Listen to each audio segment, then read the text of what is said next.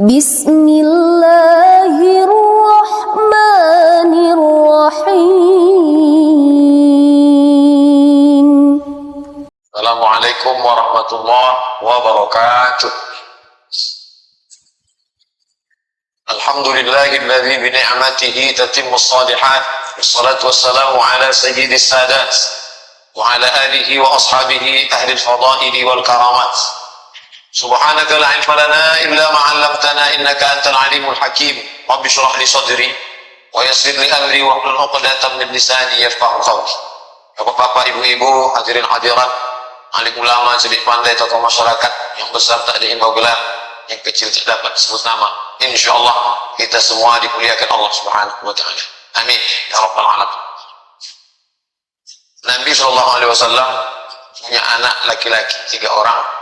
Yang pertama Qasim, makanya Nabi itu dipanggil Abul Qasim. Setelah itu barulah Khadijah melahirkan anak Zainab, Ruqayyah, Ummu Kalsum, Fatimah, anak terakhir perempuan. Kemudian lahir lagi anak laki-laki bernama Abdullah. Kemudian dari perempuan yang dikirim oleh Muqawqis, Raja Mesir, bernama Maria Al-Qibtiyah, lahir seorang anak laki-laki bernama Ibrahim, meninggal di kota Al-Madinah Al-Munawwarah. Tapi Nabi SAW punya seorang anak angkat yang sangat dekat, sampai-sampai orang memanggilnya Zaid ibnu Muhammad.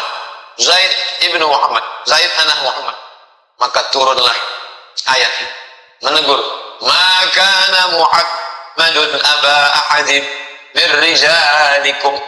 Muhammad bukan bapak kamu, dia bukan ayah kamu, walakin Rasulullah, tapi dia adalah Rasul utusan Allah, wa khataman nabiyyin, dan dia penutup para nabi. La nabiyya ba'da, tak ada lagi nabi sesudah dia. Ayat itu menegaskan jangan panggil dia dengan Zaid bin Muhammad, tapi panggillah dia dengan nama bapak kandungnya, Zaid ibnu Harithah.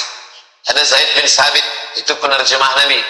Zaid bin Sabit bersama Ubay bin Ka'ab, tim yang disusun oleh Abu Bakr As-Siddiq untuk mengumpulkan Al-Quran. Tapi yang kita maksud di sini adalah Zaid ibnu Harithah, yang namanya tertulis di dalam Al-Quran.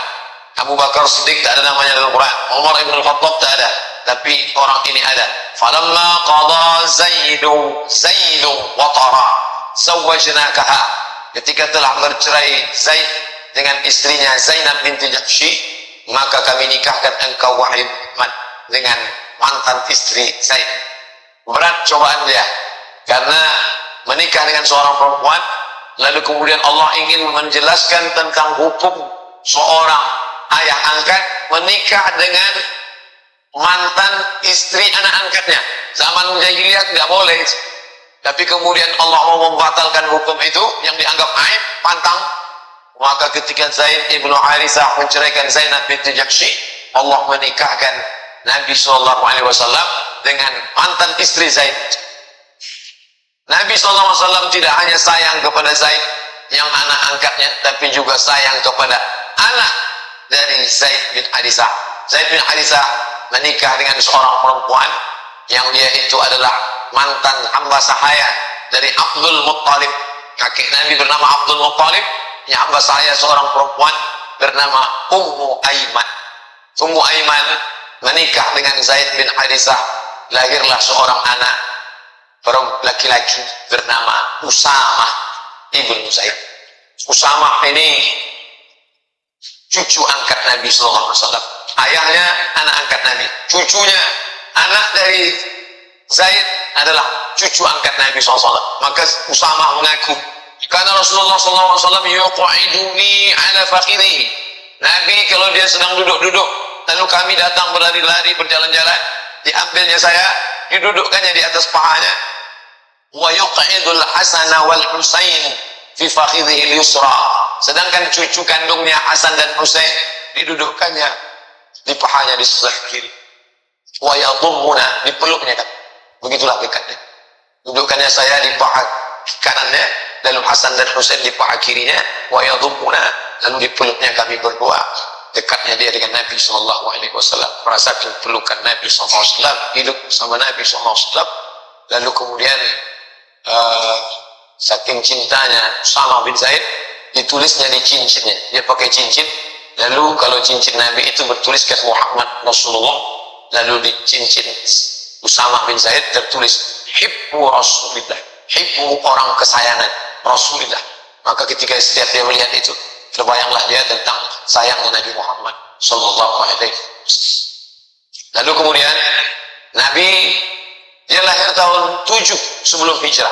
7 tahun sebelum hijrah ke kota Al-Madinah Al-Munawwarah, Ummu Aiman melahirkan seorang anak laki-laki. Itulah dia Usamah ibnu Zaid. Usamah artinya singa. Jadi kalau ada bapak punya anak namanya Usamah, yang seekor singa yang garang, yang galak, tapi garangnya bukan sesama orang Islam, tapi dia garang kepada musuh-musuh Islam. Laki-laki yang gagah dan perkasa, diangkat Nabi SAW sebagai panglima perang. Ketika Nabi akan mengutus pasukan menuju Roma, maka diangkatnya lah seorang panglima perang. Inilah dia, Usamah ibnu Zaid. Waktu itu umurnya 18 tahun, 17 masuk 18 tahun. Jadi jangan bayangkan sahabat Nabi itu orang-orang tua. Ada yang tua, Abu Bakar As-Siddiq, ada yang tua As-Sabiqun Al-Awwaluna minal Muhajirin wal Ansar, orang-orang yang dulu masuk Islam, tapi di antara sebagiannya adalah anak muda. Usamah bin Zaid, anak muda. Zaid bin Sabit, waktu Nabi meninggal umurnya 20 tahun, anak muda. Abdullah bin Umar, waktu Nabi meninggal umurnya 20 tahun, anak muda. Abdullah bin Abbas, ketika Nabi meninggal umurnya 15 tahun, anak muda. Dan Usamah ibnu Zaid, ketika beberapa bulan menjelang Nabi meninggal, Nabi mengangkat dia menjadi panglima perang, tepatnya pada bulan Safar, Muharram, Safar, Rabiul Awal. Nabi meninggal pada bulan Rabiul Awal, sedangkan Nabi mengangkat Usamah ibnu Zaid menjadi panglima perang, akan dia utus pada bulan Safar, Muharram, Safar, Rabiul Awal. Waktu itu umurnya 17, masuk usia 18 tahun, amat sangat muda beliau. Lalu kemudian Nabi SAW meninggal dunia. Usamah ibnu Zaid inilah yang pernah diutus untuk menawar hukum. Bayangkan itu, tawar-menawar hukum pun sudah ada pada zaman Nabi SAW. Ketika ada seorang perempuan bernama Fatimah mencuri sesuai dengan hukum Islam, asanifu pencuri laki-laki, wasanifatu pencuri perempuan, faqta'u aydiyahuma, potong tangannya.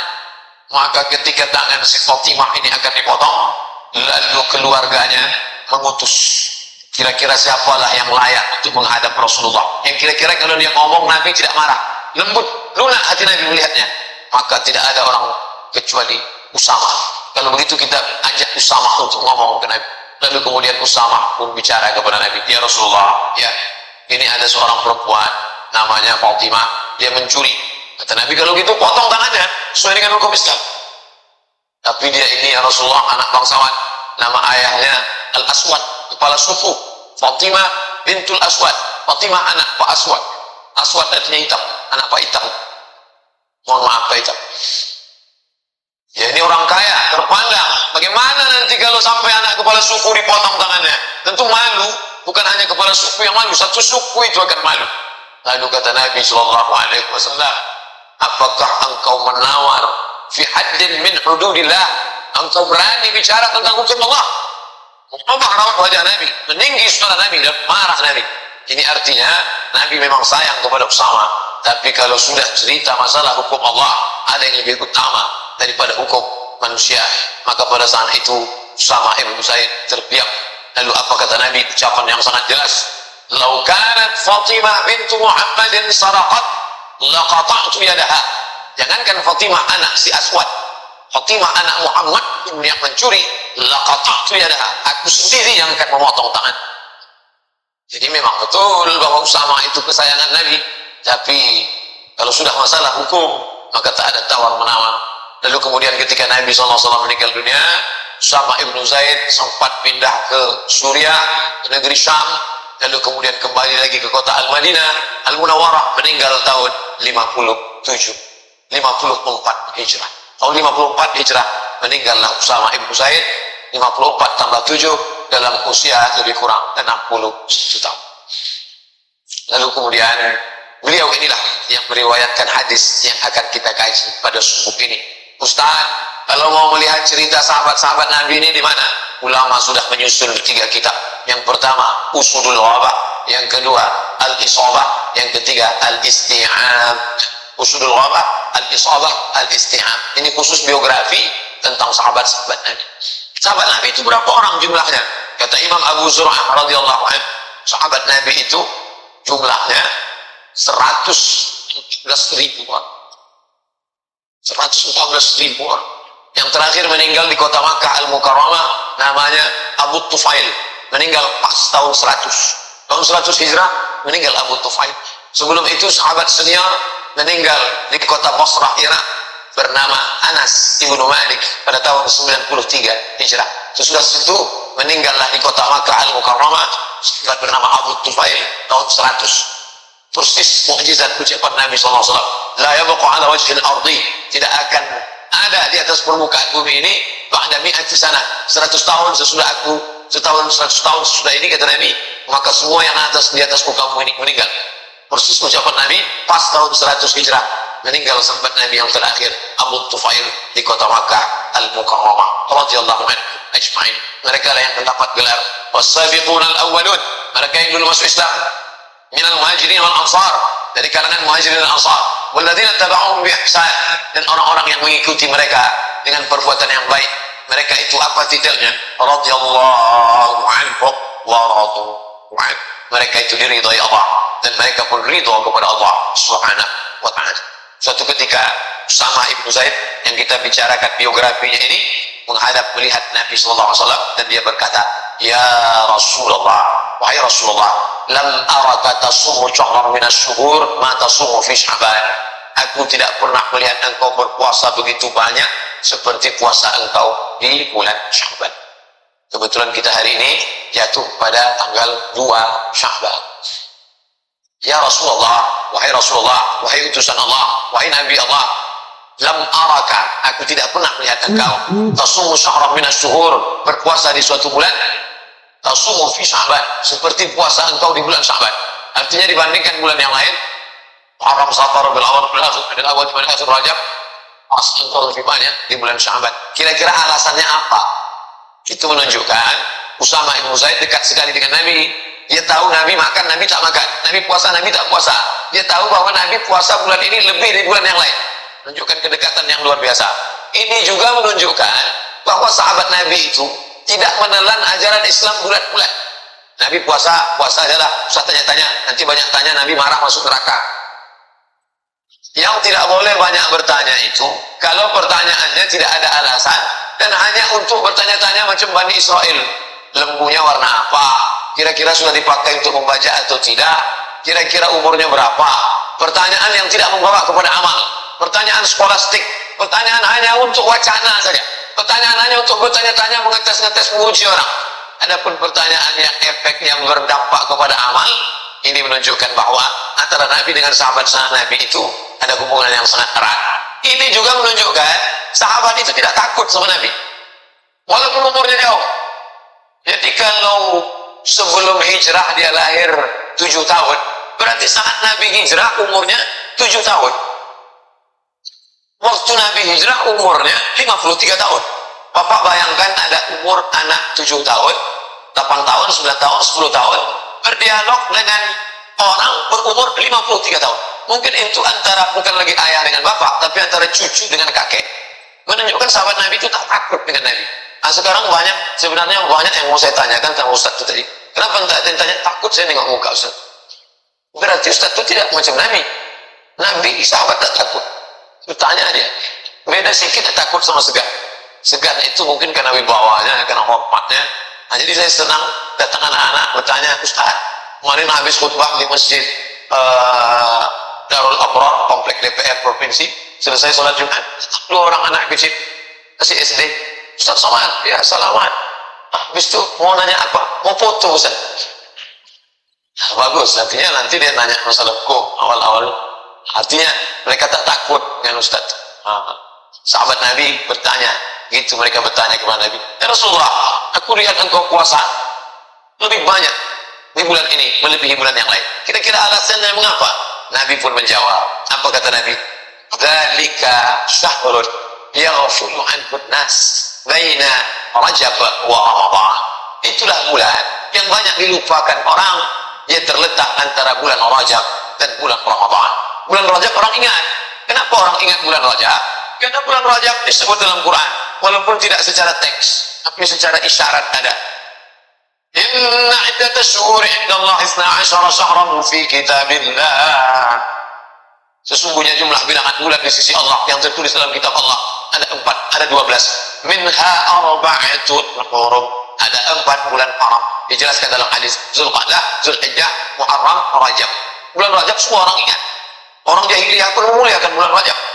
Sampai mereka tidak mau membunuh bapaknya, membunuh orang yang membunuh bapaknya. Jumpa dia dengan membunuh bapaknya, kan dia putuskan perang. Kenapa? Karena ini bulan Rajab, bulan mulia, haram berperang. Bulan Ramadan semua orang tahu bulan Ramadan. Kenapa? Fihi lailatun khairum min alfi syahrin. Karena di dalamnya ada satu malam yang beramal lebih baik daripada 1000 bulan. Tapi ada satu bulan yang ghafulu anhu nas. Banyak orang melalaikannya. Beramal di bulan yang dilalaikan orang, pahalanya besar. Beramal di saat waktu orang lain lupa, pahalanya besar. Contoh, malam semua orang tidur, wan-nasu niyam, semua manusia tidur. Makanya pesan Nabi, wa tusalli fil laili wan-nas niyam. Salatlah engkau di tengah malam ketika orang sedang tidur, karena beramal pada saat orang lalai itu pahalanya besar. Samalah seperti pada saat malam Idul Fitri. Malam Idul Fitri itu kadang SMS kita tak sampai pagi. Kenapa? Karena semua orang mengucapkan selamat Idul Fitri, selamat Idul Fitri, selamat Idul Fitri. Tapi pada saat orang lalai, di situ jaringan lancar. Maka carilah ketika orang lalai. Dunia ini sekarang hampir tak ada orang lalai. Di tengah malam kita anggap orang lalai. Orang menjerit-jerit di tengah jalan. Bohong. Hampir tak ada orang lalai. Tidak ada orang lalai untuk mengisi dunia. Tapi lalai kepada Allah Ta'ala banyak. Carilah saat-saat orang lalai itu. Ini amat sangat penting. Sekarang orang banyak melalaikan Allah di saat ini. Nah, ini beribadah. Ini terisyarat, tertulis isyarat bahwa beribadah pada saat orang lalai utamaannya amat sangat luar biasa. Sekarang Pak Ustadz banyak orang lalai waktu khotib naik mimbar. Waktu khotib naik mimbar banyak orang lalai tidur. Bangunlah situ, tengok wajah khotib, dengarkan baik-baik. Ini keutamaan besar beramal. Alasan yang kedua, kata Nabi SAW, bulan itu pada saat bulan yang orang lalai, bulan Sya'ban itu apa dia? Alladzi, yang pada saat itu yurfa'u fihil a'mal, turfa'u fihil a'mal. Pada bulan itu diangkat catatan amal manusia. Wa uhibbu an yurfa'a amali wa ana sha'im. Aku ingin ketika ila rabbil alamin, turfa'u fihil a'mal ila rabbil alamin. Pada bulan itu diangkatlah amal orang selama setahun kepada Allah Subhanahu wa taala. Wa uhibbu an yurfa'a amali wa ana sha'im. Aku ingin, aku suka, aku cinta ketika amalku itu diangkat. Aku dalam keadaan berpuasa. Imam Ibnu Rajab Al-Hambali dalam kitabnya Fathul Bari, Syarah Sahih Al-Bukhari. Imam Ibnu Fathul Bari ada dua. Satu Fathul Bari ditulis oleh Imam Ibnu Hajar Al-Asqalani. Satu lagi adalah ditulis oleh Imam Ibnu Rajab Al-Hambali. Imam Ibnu Rajab mengatakan, amal diangkat itu 3 kali. Amal harian, amal mingguan, amal pekanan, amal tahunan. Amal harian itu yang diangkat setelah sholat asar. Makanya utama beramal sholat berjamaah, sholat asar. Sholat asar berjamaah, sholat sama dengan malaikat. Sholat subuh berjamaah, sholat sama dengan malaikat. Lau ya'lamuna ma fil atamati was subhi. Kalau andai dia tahu pahala sholat subuh berjamaah, la atauhu mahabwan. Mereka akan datang walaupun merangkak. Malaikat yang menjaga malam tadi, dia akan naik pada subuh ini, gantian dengan malaikat yang turun pada saat subuh. Mereka akan berjaga untuk siang menjelang asar. Nanti waktu asar, buku catatan amal dari sholat subuh ke sholat asar itu diangkat. Nah, ini amal harian, kata Imam Ibnu Rajab Al-Hambali. Kemudian ada amal pekanan, itu saya tak sebut mingguan. Minggu diambil dari kata minggu, artinya hari menyembah Tuhan. Sedangkan kita sebut pekan, sepekan. Kenapa pekan? Karena biasanya satu pekan ada pekan, yaitu selama 7 hari. Jumat, Sabtu, Ahad, Senin, Selasa, Rabu, Kamis. Maka pada hari Kamis dianjurkan berpuasa Kamis. Aku ingin pada saat amalku sepekan itu diangkat, aku juga dalam keadaan berpuasa. Dan ada amal rapel selama 1 tahun, catatan full, yaitu amal kita dari sejak mulai Ramadan tahun lalu, Ramadan, Syawal, Zulqa'dah, Zulhijjah, Muharram, Safar, Rabiul Awal, Rabiul Akhir, Jumadil Akhir, Rajab. Maka selama 11 bulan diangkatlah catatan amal kita pada bulan Sya'ban. Wa uhibbu an yurfa'a amali wa ana sha'im. Aku ingin ketika amalku itu diangkat, aku dalam keadaan berpuasa. Pada saat amal harian dilaporkan kepada Allah, Allah bertanya kepada malaikat. Allah bertanya bukan Allah tak tahu. Allah bertanya dalam banyak ayat, dalam banyak hadis. Allah bertanya, begitu cara Allah mau ngasih tahu kepada orang yang tak tahu. Saya mau kasih tahu ke mahasiswa, tapi saya ingin bagaimana supaya mereka mendengar jawaban saya ini menjadi segar. Ada rasa ingin tahu. Karena beda antara informasi yang saya sampaikan begitu datar dengan yang saya pancing dulu. Tahukah kalian siapa orang yang paling rugi? Ketika saya katakan begitu, bukan berarti saya tak tahu. Saya ingin memberitahu kepada mereka dengan cara memancing keingintahuan, dengan cara bertanya. Maka Allah bertanya kepada malaikat, hai malaikat, ketika engkau bawa buku catatan hambaku itu tadi, mereka sedang apa? Mereka sedang sholat asar berjamaah, ya Allah, bersama dengan kami. Itu amal harian, amal pekan, sepekan. Ketika kalian bawa catatan amal hambaku itu satu pekan, mereka sedang apa? Mereka sedang puasa hari Kamis, ya Allah. Begitu juga dengan tahunan. Ketika kalian bawa buku catatan hambaku itu selama setahun, saat kalian angkat amalnya, dia sedang apa? Kata malaikat menjawab, mereka sedang berpuasa, ya Allah. Mereka tahan makan, mereka tahan minum, mereka tahan mata, mereka tahan nafsu syahwat, padahal istrinya halal, padahal makannya halal, padahal minumnya halal. Apakah mereka pernah melihat surga? Tidak. Apakah pernah mereka meratakan neraka? Belum. Apakah pernah mereka melihat aku? Tidak. Ternyata mereka sudah sampai pada maqam ihsan. Anta udallaha ka'annaka tarahu, fa in lam takun tarahu fa innahu yaraka. Engkau sembah Allah, engkau beribadah kepada Allah seakan-akan engkau melihat dia, walaupun engkau tidak melihat dia, fa innahu yaraka, tapi engkau merasakan sedang dilihat oleh dia. Dan orang paling merasakan ihsan itu ketika sedang puasa. Ketika sedang sholat, orang ihsan, tak berani dia menggerakkan biji matanya ke atas karena dia sedang merasa dilihat, dipandang Allah. Pada saat orang melaksanakan ibadah umrah, dia sedang ihsan, tak berani dia mencabut bulu hidungnya, tak berani dia mencabut rambutnya, tak berani dia mencabut duri di pokok kayu, tak berani dia membunuh binatang karena dia sedang merasakan ihsan, pengawasan Allah SWT. Maka pada saat puasa, tak berani dia makan, tak berani dia minum, tak berani dia berpikir yang tidak-tidak, tak berani dia berkata-kata bohong, dusta, sia-sia, lawa. Kenapa? Dia sedang berada dalam pengawasan Allah Subhanahu wa Ta'ala. Maka alangkah baik, agung dan mulianya ketika di awal-awal ini kita kaji hadis ini, mumpung masih di awal bulan Sya'ban, maka hadis ini yang kita kaji diriwayatkan oleh Imam An-Nasai dalam kitab Sunan, diriwayatkan oleh Imam An-Nasai. Status hadis hadisun hasan, hadis hasan. Di sisi lain, hadis ini juga memberikan kabar gembira bagi ibu-ibu yang banyak tentang puasa di tahun lalu. Tahun lalu tinggal puasa, berapa hari tinggal? 30 hari. Banyak betul sampai 30 hari mengandung, menyusukan anak. Jadi seorang suami tahu, sadar betul dia juga sebagai suami mengingatkan istrinya, dia juga sebagai anak. Kita ini laki-laki sebagai suami satu kali, sebagai anak satu kali, sebagai abang satu kali, sebagai adik satu kali, sebagai paman satu kali. Ada perempuan di sekitar kita, ada beberapa perempuan yang itu di bawah pengawasan kita. Bukan kita dicari orang pada saat mau menikahkan anak manakat saja, tapi juga adalah sebagai laki-laki yang bertanggung jawab terhadap ibadah mereka. Kita ingatkan adik kita, kamu punya anak ya, sedang menyusukan anak ya, puasamu tinggal kemarin 30 hari. Itu tanggung jawab kita. Jangan sampai kita biarkan mereka sehingga kita menjabat gelar dayus. Muhammad dayus ya Rasulullah. Siapa itu dayus ya Rasulullah? Alladzi yuqirru su', membiarkan anak kemanakannya, membiarkan saudaranya, membiarkan adiknya melakukan perbuatan buruk. Perbuatan buruk bukan hanya tidak menutup aurat, perbuatan buruk adalah tidak mengqadha puasa.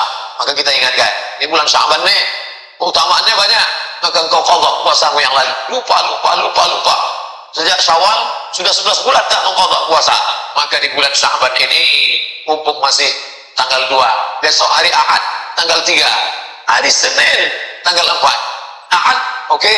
Ahad saya tak bisa puasa nih, kenapa? Ini godaannya besar nih, ayam panggang, ayam penyet, pesta, nikah, walimah, akikah. Saya tak bisa puasa nih Pak Ustaz. Hari Senin tak ada halangan. Maka hari Senin, malam Senin itu bangunkan istri, bangunkan keluarga, ajak mereka mengqadha puasa. niatkan puasa, saya niat mengqadha puasa yang tinggal tahun lalu, diqadha pada hari Senin, maka keutamaannya luar biasa. Qadhanya lunas 1 hari, dapat pahala puasa Senin, dapat pahala puasa sunat Rajab. Jadi beramal ini cerdas, smart, cerdas. Sekarang banyak orang punya smartphone, HP-nya yang cerdas, orangnya tak cerdas. Cerdas kita beramal. 1 kali amal dapat 3 bonus. Mungkin yang lalu-lalu aku boleh buat. Begitulah Allah memudahkan, selalu memberikan motivasi. Tidak ada alasan orang itu takut beragama. Takut saya pengajian ini sikit-sikit neraka, Nah, kabar gembira. Nabi itu dikirim Allah SWT basyiran wa nadhira. Basyir, kabar gembira. Nadhir, peringatan. Makanya basyir lebih dulu. Basyiru, beri kabar gembira. Wala tunaffiru, jangan buat orang takut kepada agama. Yassiru, berikan kemudahan. Wala tu'assiru, jangan mempersulit-sulit. Ustaz, saya belum mengqadha puasa nih, neraka jahanam tempat nanti. Orang takut beragama. Saya belum mengqadha puasa nih. Insyaallah. Sekarang kita kan masih tanggal 2. Allah, Ibu ganti puasanya, Bu. Ustaz udah sebut 2 kali, Ibu. Memangnya laki-laki tak ada tinggal puasa? Laki-laki lebih banyak pula puasanya 3. Sejak kapan dia meninggalkan puasa? Kalau si ibu kemarin meninggalkan puasa sejak hamil 30 hari, menyusukan 30 hari, menyusukan tahun kedua 30 hari. Si bapak rupanya tak puasa sejak akil balik. Umur sekarang berapa? 43. Akil balik berapa? 13 tahun. 43 kurang 13, 30 tahun tak puasa. 1 tahun 30 hari, 30 tahun 3 kali 3 900 hari tak puasa. Oleh sebab itu qadha, gantilah ini. Yang disangka taubat selesai. Usolli sunat taubat rakaataini lillahi ta'ala. Puasa tinggal selesai. Ustaz Somad itu macam tak pernah aja tinggal puasanya. Dulu pernah.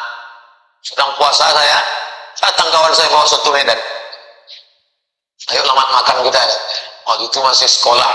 Akhirnya batal puasa. Tapi udah saya ganti dah. Yang lalu-lalu itu.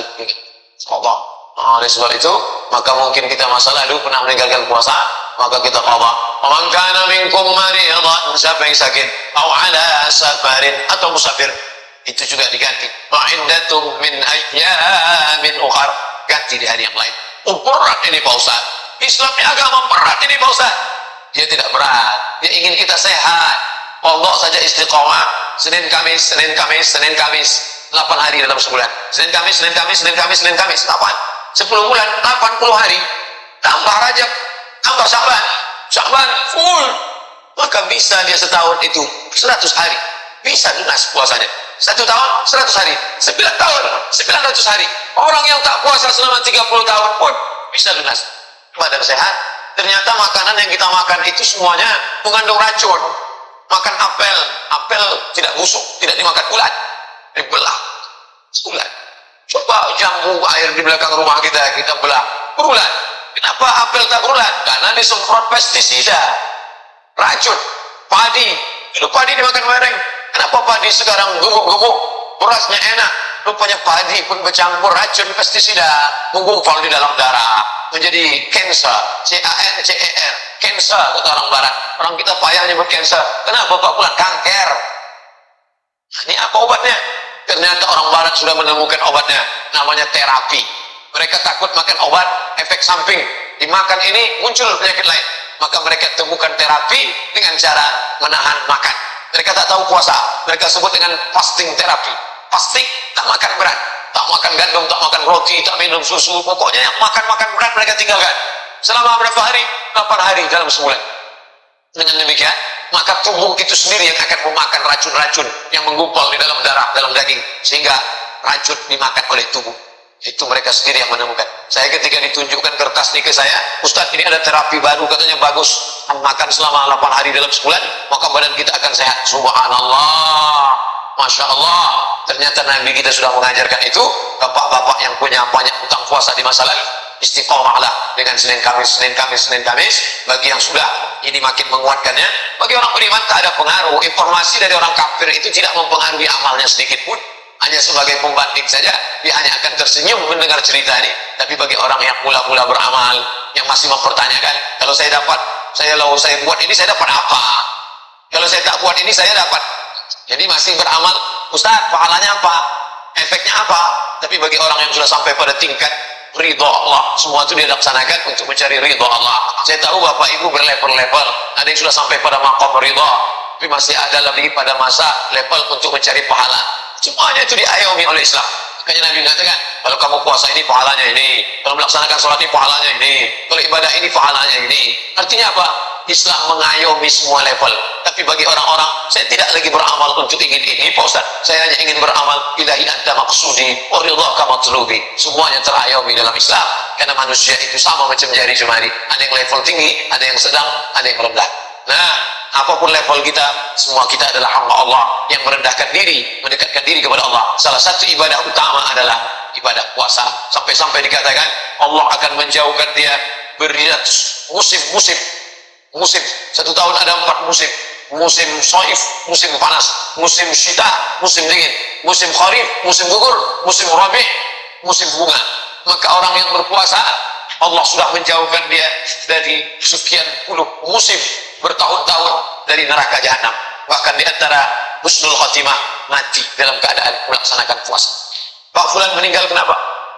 Meninggal dia sakit, Pak Ustaz. Tapi kemudian dia rajin puasa sunat, meninggal dia. Meninggalnya bukan karena puasa.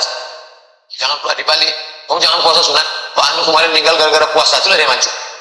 Nah, Allah ingin dia mati dalam keadaan husnul khatimah, dalam keadaan pengawasan Allah, kering bibirnya, kering lidahnya, karena basah berzikir dengan Allah, dan dia mati dalam menghadap Allah dalam keadaan berpuasa.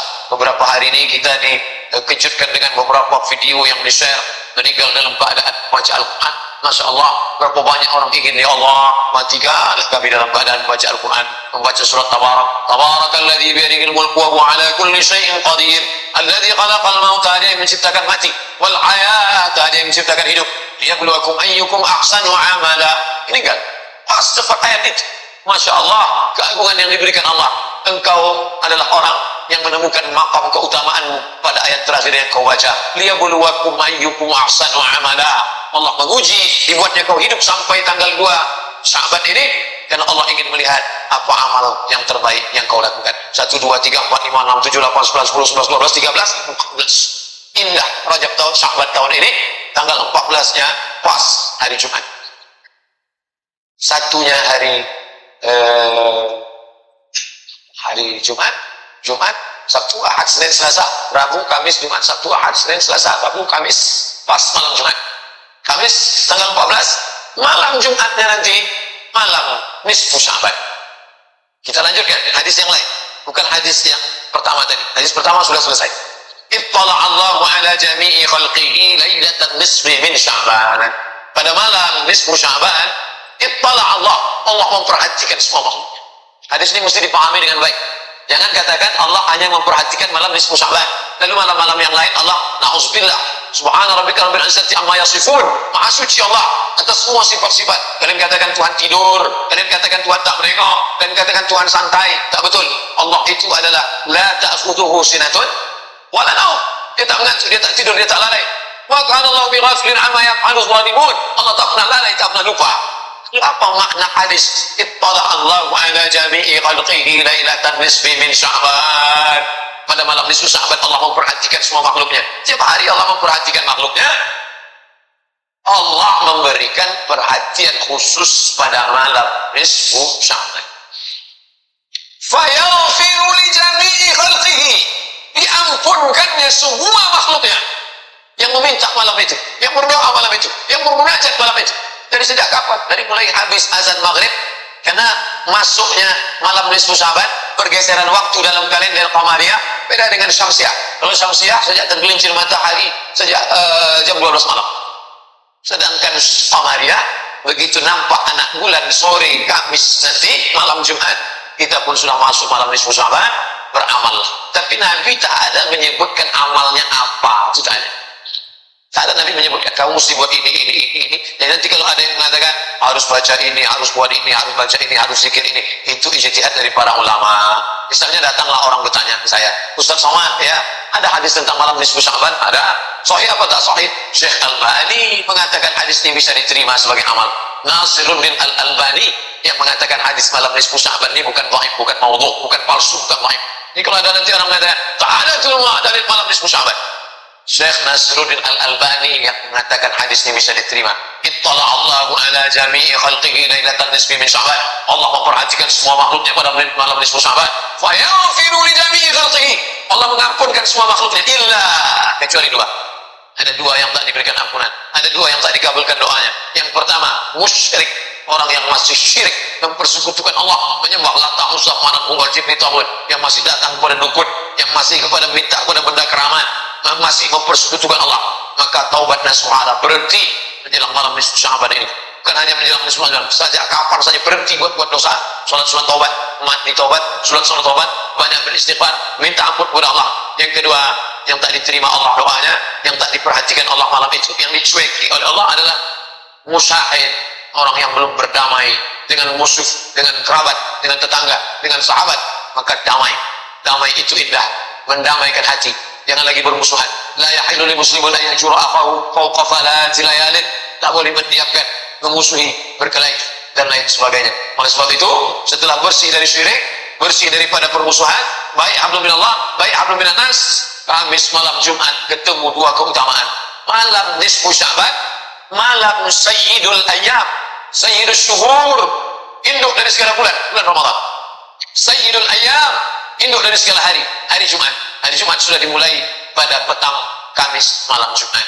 Man qara'a surat al-kahfi yaumal jumu'ah, siapa yang membaca surat kahfi petang Jumat, malam Jumat, hari Jumat, siang Jumat, adha'a lahu bin nur, Allah memberikan dia nur, bercahaya, pencerahan, ma bainal jumu'ataini, antara dua Jumat. Habis maghrib itu baca surat al-kahfi, baik.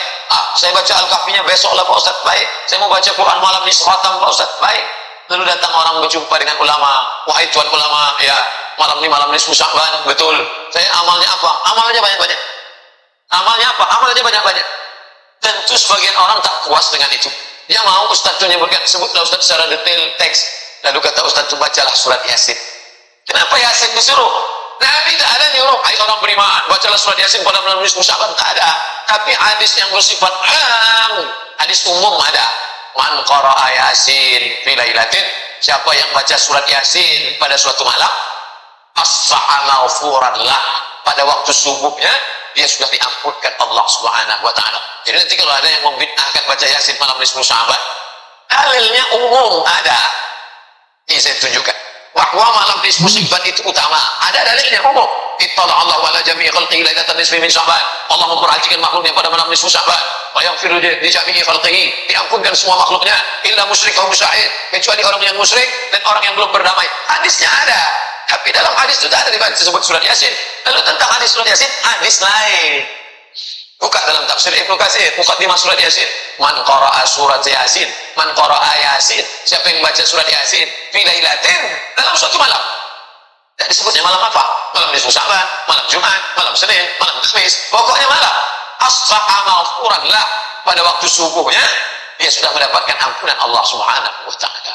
Jadi dua hadis yang dikombinasikan. Boleh menggabungkan dua hadis nih Pak Ustaz. Baca kitab Kaifana Ta'amal Ma'as-Sunnah yang ditulis oleh Syekh Yusuf Al-Qaradawi. Kata dia, cara yang paling baik memahami hadis bukan satu hadis dibaca lalu diambil satu hukum, bukan begitu caranya. Dikombinasikan beberapa hadis baru ditarik satu kesimpulan. Cari satu hadis tentang sholat dari takbiratul ihram sampai salam, takkan jumpa hadis tentang sholat. Ini iftitahnya, ini rukuknya, ini sujudnya, ini i'tidalnya. Begitu juga hadis tentang Isra Mi'raj. Tolong carikan saya hadis Isra Mi'raj, satu hadis dari mulai Nabi berangkat ke Masjidil Aqsa, naik ke Sidratul Muntaha, turun, satu hadis. Tak ada. Hadis itu dikombinasikan, hadis ini, lalu dikumpulkan ulama menjadi satu, disusunlah kitab Al-Isra wal Mi'raj. Begitu juga dengan amalan-amalan ini. Kalau diminta satu hadis, ada beberapa hadis. Lalu kenapa setelah selesai membaca surat ini orang berdoa? Itu namanya tawassul dengan amal soleh. Ya Allah, berkat aku membaca Al-Quran surat Yasin ini, maka engkau mudahkanlah segala urusan anakku. Bukan tafsir Ibnu Katsir. Apa kata Imam Ibnu Katsir? Idza quri'a fi amrin asirin, kalau dibacakan pada perkara yang sulit, illa nassarahu Allah, maka Allah memberikan kemudahan. Tawassul dengan amal soleh, ada hadisnya, ada tentang 3 orang terjebak di dalam gua. Masuk dia ke dalam gua, hujan rintik-rintik, mungkin melanjutkan perjalanan, maka bernaung di dalam gua. tiba-tiba tak lama datang batu bergelinding dari atas bukit, pas menutup pintu gua, tertutup, terjebak 3 orang. Maka mereka berdoa kepada Allah dengan bertawassul. Yang satu berdoa, ya Allah, berkat sedekah, maka bukakanlah pintu gua ini. Itu buka pintu gua, tapi tak bisa mereka keluar. Yang satu lagi bertawassul, ya Allah, berkat aku berbakti kepada orang tua, bukakanlah pintu gua. Buka, belum bisa keluar. Yang satu lagi bertawassul, ya Allah, berkat barokah, aku tak jadi berzina dengan sepupu. Nah, jadi bisa bertawassul dengan sedekah, bisa bertawassul dengan bakti kepada orang tua, bisa bertawassul dengan tak jadi berzina, tak jadi mencuri. Ya Allah, aku tak jadi pacaran. Kata anak-anak muda yang sudah terlanjur, cari amal lain. Berkat aku begini, berkat aku. Makanya orang sebelum berdoa itu baca Fatihah, ala azliya wa kulli niyatin sholihah, al-Fatihah. Dia baca Fatihah, dia bertawassul dengan bacaan Al-Fatihah. Ya ayyuhalladzina amanu taqullah, hai orang-orang beriman, takutlah kalian kepada Allah. Wabtaghu ilaihil wasilah, carilah wasilah. Bukan mencari wasilah perantara antara aku dengan Allah, ada perantara Lata, Uzza, Manat, Hubal, Jibti, Tauhid, Na'am. Bukan, carilah perantara maksudnya dengan amal soleh, barokat ini ya Allah. Tapi jangan kuat-kuat riya, sum'ah, mempertunjukkan amal kepada orang lain. Ini dalil-dalil. Jadi tidak ada aturan baku mesti beramal ini, tidak. Lalu dia kemudian memperbanyak sholat malam. Baik, sholat malamnya biasanya hanya 11 rakaat. 2 rakaat 1 salam, 2 rakaat 1 salam, 2 rakaat 1 salam, 2 rakaat 1 salam. Habis itu ditambahnya witir 3 rakaat, selesai. Tapi pada malam itu karena malam khusus dibuatnya sholat banyak-banyak. Dia tak ada salahnya. Pokoknya kalau lebih dari 11 rakaat bid'ah. Wa kullu bid'atin dhalalah, wa kullu dhalalatin finnar. Lebih dari 11 rakaat masuk neraka. Kalaulah 11 rakaat menjadi batasan, siapa yang melaksanakan lebih masuk neraka? Maka masuk neraka lah sahabat Nabi yang disebut dalam kitab Musnad Ahmad bin Hanbal, yang dilaporkan kepada Nabi, ya Rasulullah, ya ini ada kawan. Kenapa dia? Dia sholat dari Isya sampai subuh. Sholat Isya sampai subuh, itu rakaatnya banyak sekali. Dari mana Ustaz tahu rakaatnya banyak? Karena ayatnya Qul Huwallah. Itu menunjukkan ayatnya banyak. Kecuali Nabi, sahabat ini melapor, ya Rasulullah, ya ada kawan saya. Kenapa dia? Dia sholat dari Isya sampai subuh. Ayatnya rakaat pertama surat Yasin. Nah, itu kemungkinan tak sampai karena dia baca ayatnya panjang. Tapi ini dilaporkan, ya Rasulullah, sahabatku ada sholat dari Isya sampai subuh, ayatnya apa? Qul Huwallah. Qul Huwallah. Ini tak pernah dibuat Nabi. Maka sahabat ini heran, kenapa kawanku ini ayatnya Qul Huwallah terus dilaporkannya kepada Nabi. Lalu apa kata Nabi? Dia anggap Nabi marah. Itu adalah perbuatan bid'ah. Aku tak pernah mengajarkan sholat Isya dari Isya sampai subuh. Aku tak pernah mengajarkan ayatnya Qul Huwallah, Qul Huwallah, Qul Huwallah, Qul Huwallah. Tapi dia terkejut. Ternyata Nabi menjawab. Apa kata Nabi? Innaha la ta'dilu sulusal Quran. Sesungguhnya surat Al-Ikhlas Qul Huwallah itu kalau dibaca 1 kali sama dengan sepertiga Al-Quran. Apa yang ingin Nabi sampaikan? Sahabatmu yang membaca Qul Huwallah itu sudah menghatamkan Al-Quran beberapa kali dalam sholatnya seperti 1/3, 1/3, 1/3, 3 kali sama dengan sekhatam. Maka bagi yang selama ini ayatnya Qul Huwallah, makin yakinlah dari malam itu nanti dibuat sholat banyak salat. Tak salah. Imam Hanbali yang nama asli Ahmad bin Hanbal, punya kitab Musnad Ahmad bin Hanbal, meninggal tahun 241 Hijrah. Dia punya anak namanya Abdullah Ibnu Ahmad bin Hanbal. Nanti kalau adik-adik, bapak-bapak mahasiswa baca dalam kitab Musnad Ahmad, qala Ahmad bin Hanbal hadatsani abi. Banyak orang salah membuat skema sanad dalam Musnad Ahmad bin Hanbal. Karena di situ ada disebut hadatsani abi, ayahku meriwayatkan hadis kepadaku. Aku mendengar hadis ini dari ayahku, kata Ahmad bin Hanbal. Kata anaknya, namanya Abdullah bin Ahmad bin Hanbal. Orang bertanya kepada dia, "Hai Abdullah, ya, engkau anak kandung Ahmad bin Hanbal?" "Betul." "Berapa salat malam ayah?" Kata Abdullah bin Ahmad bin Hanbal, 300 rakaat. Fil yaumi wal lailah, sehari semalam. Jadi kalau begitu, Bapak Ibu yang selama ini sudah menganggap amal kita ini banyak, belum ada apa-apanya kalau membandingkannya dengan Ahmad bin Hanbal. Oleh sebab itu, tidak ada larangan memperbanyak ibadah macam-macam pada malam itu. Apakah sendiri-sendiri atau berjamaah? Ustaz, Khalid ibn Ma'dan, Makhul, di antara tabi'in negeri Syam, mereka pada malam nisfu Sya'ban itu berkumpul beramai-ramai di masjid negeri Syam. Yaktahilun, mereka pakai kalja. Yalbasuna siyab, mereka pakai pakaian jubah kebesaran. Wa yatabakharun, mereka pakai bukhur asap. Mereka nyalakan dupa, mereka nyalakan apa itu namanya yang harum-harum itu? Gaharu. Ada Ada model gaharu, kayu gaharu, ada juga model seperti menyan, lihat. Ada batang kayu kalau ditakik, dipotong, keluar getahnya, seperti damar, itu dipakai harum. Itu di Arab, kalau mau menikahkan anak, acara walimah, itu dipakai harum. Makanya habaib kalau datang waktu acara Habib Syekh kemarin, dibakar. Disangka orang yang tak tahu sedang manggil jin. Itu parfum Arab itu begitu. Maka pada malam nisfu Sya'ban, mereka hidupkan kayu gaharu di masjid, harum semerbak, mereka pakai jubah kebesaran, lalu mereka pakai celak, mereka beribadah di masjid beramai-ramai. Itu yang melakukannya siapa? Salaf itu. Maka menghidupkan malam nisfu Sya'ban di masjid, tradisi salaf. Kalau memang betul mengaku salaf, ramai masjid. Hanya saja salaf itu pun berbeda. Salaf Makkah dengan salaf negeri Syam. Jadi kalau ada orang mengatakan kami ini bermanhaj salaf, salaf mana? Salaf itu tidak satu manhaj. Salaf itu banyak manhajnya. Itu yang dikatakan Syekh Ramadan Al-Buti dalam kitabnya As-Salaf. Salaf bukanlah satu mazhab, karena salaf itu banyak. Antara salaf Aisyah dengan salaf Ibnu Abbas saja beda tentang memaknai apakah Nabi Muhammad melihat Allah atau tidak pada saat Isra Mi'raj. Salaf yang mana? Salaf bukan satu manhaj. Salaf itu banyak. Makanya saya sebutkan salaf mentakwil ayat-ayat.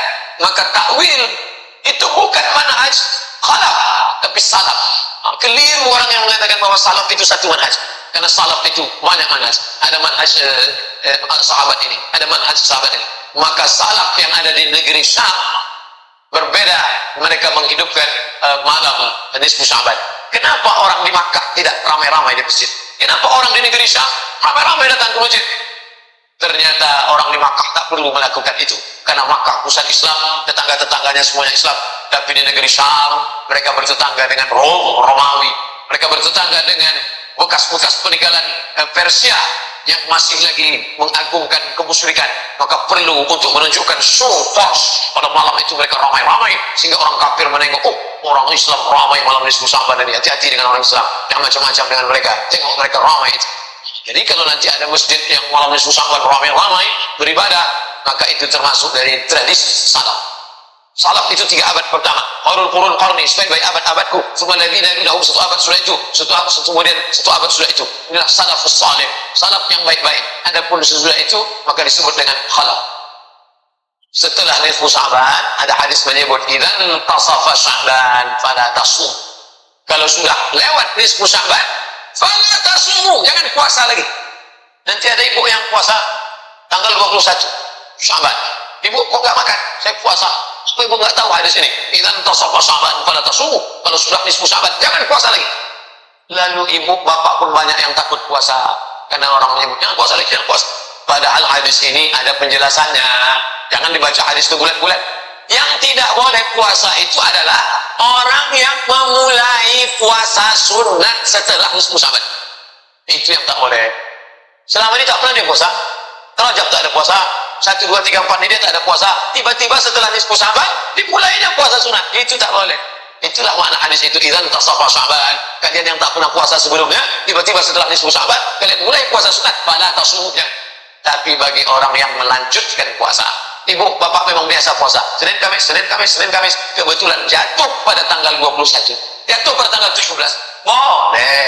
Atau dia biasa puasa Nabi Daud 1, 3, 5, 7, 9, 11, 13, 15, pas 17 puasa dia. Ente puasanya iya fala tasum. Aku boleh, ente yang tak boleh. Ente memang tak pernah puasa, sekarang baru mulai. Aku memang dari dulu puasa, apa tak tahu kalian aku sering puasa? Itu pun tak boleh juga.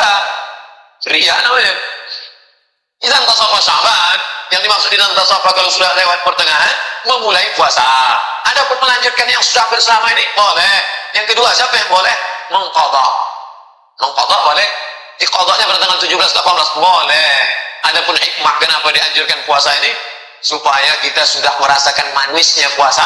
Beda antara orang yang mulai lomba lari, beda antara mulai orang yang lomba pemanasan mau masuk main bola dengan orang yang sudah lari-lari, maka main bolanya dia nyaman. Begitu juga dengan ibadah ini. Ada orang yang baru pemanasan, gelisah dia di awal Ramadan, tapi orang ini sudah merasakan manisnya puasa, sehingga manis Ramadan dia beda dengan manisnya Ramadan orang yang baru memulai.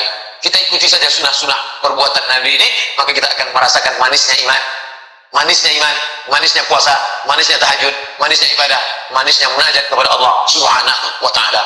Poin terakhir tentang Sya'ban adalah bulan Sya'ban mengingatkan kita tentang pindah arah kiblat. jatuh pada bulan Sya'ban tahun kedua. Nabi sampai di Madinah Rabiul Awal, Rabiul Akhir, Jumadil Awal, Jumadil Akhir, Rajab, Sya'ban, Ramadan, Syawal, Zulqa'dah, Zulhijjah, Muharram, Safar, Rabiul Awal, Jumadil Akhir, Jumadil Awal, Jumadil Akhir, Rajab, Sya'ban. Jadi kalau ada yang mengatakan Nabi menghadap ke Baitul Maqdis 17 bulan, dia menghitungnya dari Rabiul Akhir. Nabi menghadap ke Baitul Maqdis 18 bulan, dia menghitungnya dari Rabiul Awal. 18 bulan menghadap ke Baitul Maqdis. Baitul Maqdis ke sana, Baitullah ke sana. Hadap ke sana. Orang Yahudi ngejek, tengok tuh Muhammad menghadap ke Baitul Maqdis, tempat kita. Sampai akhirnya Nabi sholat menghadap ke langit. Apa kata Allah? Qad nara taqalluba wajhika fis samaa. Kami lihat engkau menghadapkan wajah ke langit. Falanwalliyannaka qiblatan tardah. Kami akan menghadapkan wajahmu ke arah kiblat yang kau sukai. Akhirnya turunlah ayat, fawalli wajhaka syatral masjidil haram. Hadapkanlah wajahmu ke arah Masjidil Haram. Ayat itu turun pada waktu zuhur. Zuhur ayat itu turun di kota Madinah Al-Munawwarah. Orang Kuba baru berpindah arah kiblat subuh. Asar, maghrib, isya, subuhnya barulah orang yang ada di Kuba sampai ayat itu disampaikan oleh sahabat ke Kuba, barulah mereka pindah arah kiblat ke arah Masjidil Haram. Itu terjadi pada bulan Sya'ban. Maka bulan Sya'ban mengingatkan kita tentang Al-Masjidil Aqsa. Masjidil Aqsa adalah Ka'bah tertua kita, kiblat tertua kita. Kita 18 bulan menghadap ke sana selama di kota Al-Madinah Al-Munawwarah, yang awalnya diperintahkan Allah untuk melunakkan hati orang Yahudi, tapi hati Yahudi ini keras, tak bisa menerima itu. Maka Allah balikkan arah kiblat. Tidak ada alasan orang Yahudi degil, padahal sudah dilunakkan dengan tengoklah Nabi Muhammad ini sama dengan Musa, Nabi Muhammad sama dengan Isa. Kenapa kalian menolak? Yang dibawa oleh Musa sama dengan yang dibawa oleh dia. Kenapa kalian menolak juga? Tidak ada alasan. Tapi dasar mereka ini orang yang paling sulit menerima kebenaran. Maka Allah tunjukkan keutamaan. Maka kita pun mengenal Al-Masjidil Aqsa. Adik-adik, mahasiswa, mahasiswi, bapak-bapak, ibu-ibu, buat wallpaper laptop Masjidil Aqsa. Buat gambar HP Masjidil Aqsa. Ini Ustaz ini ceramah aja atau ngomong aja. Saya dari dulu wallpaper memang Masjidil Aqsa. Supaya ketika hidup nampak Masjidil Aqsa. Ini enggak, wallpapernya artis. Ingat artis saja dah. Buat Masjidil Aqsa. Subhanalladzi asra bi 'abdihi lailan minal masjidil haram ila al-masjidil aqsa alladzi barakna haulah. Mengenal itu, kita akan mengenal bagaimana keadaan saudara-saudara kita di Palestina sekarang. Maka gelisah hati. Orang Islam yang hidup hari ini gelisah, itu sudah lumayan imannya. Gelisah aja dia memikirkan Masjidil Aqsa, sehingga dengan kegelisahan itu menetes air matanya berdoa, Allahumma ansuri ikhwanal mujahidin fi Palestin. Naik khotbah hari Jumat mengingat itu sudah alhamdulillah. Jangan sampai kita berada pada posisi nyaman, adem, ayam, tentram, tenang. Padahal kita tidak mestinya tenang. Orang Islam yang hatinya gelisah dengan keadaan saudaranya dapat pahala. Gelisah dengan keadaan umat dapat pahala. Gelisah orang tak sholat dapat pahala. Gelisah dengan orang tak qada puasa nyantai saja dapat pahala. Sus hati, kenapa? Karena agama Allah ditinggalkan. Maka berubah dalam wujud ilmu amal, ilmu amal. Ilmunya sudah kita kaji, tinggal lagi beramal. Mudah-mudahan ada manfaatnya. Selanjutnya kita sholat sunat Isyraq 2 rakaat. Terima kasih. Mohon maaf atas segala kesilapan. Terima kasih atas segala perhatian. Subhanakallahumma wa bihamdika asyhadu an la ilaha illa anta astaghfiruka wa atubu ilaik. Wa sallallahu ala sayyidina wa maulana Muhammad wa ala alihi wa sahbihi wa sallam. Walhamdulillahirabbil alamin. Assalamualaikum warahmatullahi wabarakatuh.